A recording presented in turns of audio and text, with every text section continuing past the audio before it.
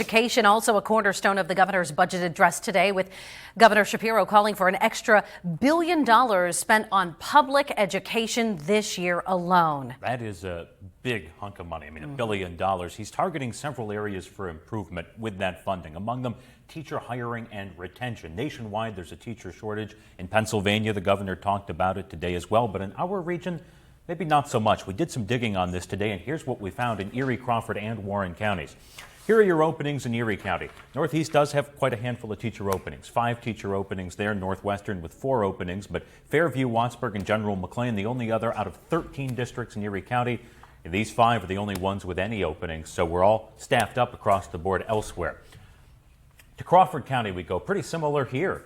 Just 3 districts with openings and only 1 teacher each. So you're thinking, okay, well, what about Warren County? Why haven't you talked about them? Because there's nothing to talk about. No teacher openings that we could find in Warren County. We were looking at online job postings for every single district in those 3 counties, and what we found was fewer than 20 openings throughout the entire region. So that's good news for our area. More good news potentially for school districts in our area in that address today. The governor talking about that, saying that he wants to pump money into education, and school administrators and teachers agree that would be a good thing.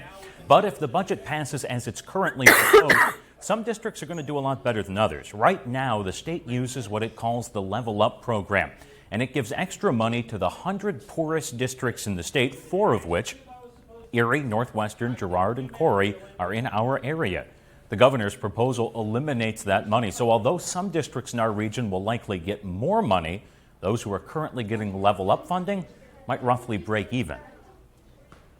In 2015, before we received our initial $14 million adjustment, our state and local revenue per pupil was in the bottom 3% across the state. Right now it's floating about 25%, but I think I could make a pretty strong case that we should be in the top 2 to 3% based on some of the challenges we have.